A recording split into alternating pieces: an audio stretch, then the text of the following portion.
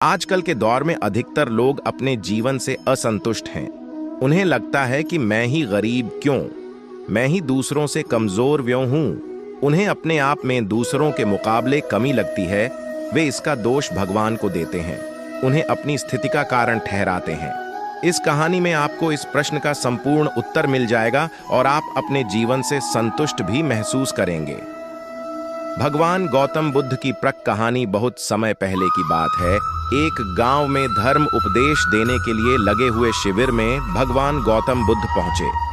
गांव के लोग अपनी अपनी समस्याएं लेकर उनके पास जाते और उनसे समाधान प्राप्त कर नई ऊर्जा के साथ वापस लौटते। गांव के बाहर एक गरीब राह में बैठा बुद्ध के पास आते जाते लोगों को निहारता रहता। उसने क्या देखा?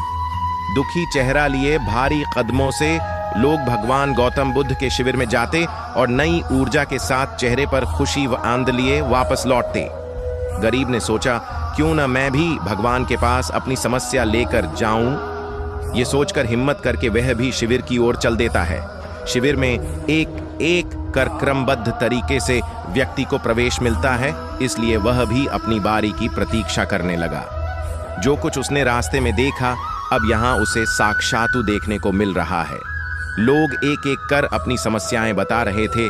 भगवान गौतम बुद्ध चुपचाप शांति से सबकी समस्या सुनते और जवाब देते। उसकी भी बारी आई।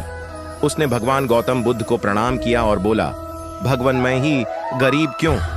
भगवान गौतम बुद्ध मुस्कुराए और बोले, तुमने कभी किसी को दिया ही नहीं, इसीलिए गरीब हो।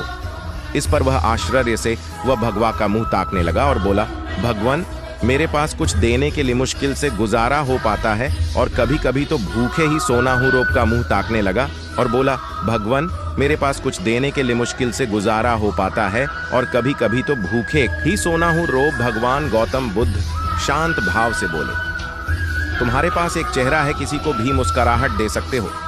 तुम्हारे पास मुंह है, किसी को भी प्रशंसा भरे कुछ शब्द दे सकते हो। जो हाथ तुम्हारे पास है, किसी की भी मदद कर सकते हो। दरअसल जिसके पास में ये तीन चीजें हैं, वह भला कैसे गरीब हो सकता है? गरीबी का भाव मन में होता है, मन से यह भ्रम निकाल दो। लोगों को देते जाओ, गरीबी अपने आप ही दूर हो जाएगी। यह बातें सुनकर उस गरीब का चेहरा दमक उठा। उसे अपने प्रश्न का उत्तर मिल चुका है।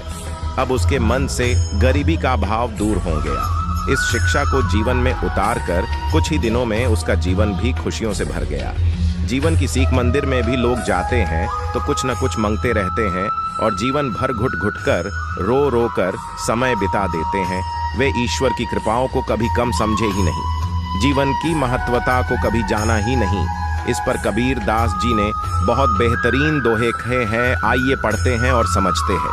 सबके पल्ले लाल हैं, सभी साहूकार, गांठ खोल परखा नहीं, या विधि रहा कंगाल, यानी सभी के पास ध्यान है, जो कि ईश्वर की अनमोल देन है, जिसे हम कर भी जानने समझने की कोशिश ही नहीं की, इसलिए हम सुख का आनंद नहीं ले पाते।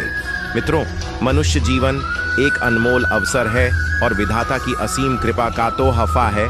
हमारा सर्वप्रथम यह कर्तव्य होता है कि हम उस परम परमेश्वर की इनायतों को समझें, ईश्वर की कृपा को जानने की कोशिश करें। और इसका सबसे आसान तरीका है खुद को समझना।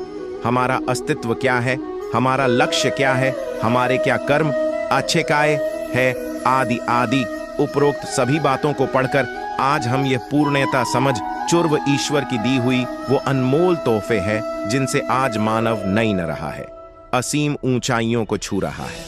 बस जरूरत है तो सही मांग। आज से मैं इन बातों को अपने जीवन में उतारने की कोशिश कर दी है, पाकि आपको बस ये करना है। हर रोज अपनी एक कमी को दूर करो, चाहे वह आपका गुस्सा हो या फिर नकारात्मक सोचो। जब भी कुछ सोचो तो अच्छा सोचो। 3, अगर कुछ करना का सोचा है तो तब तक उसके पीछे लगे रहो, काम हो नहीं जाता। दोस्तों, इस कहानी को यहीं पर खत्म करते हैं। मिलते किसी नेक्स्ट कहानी में दोस्तों।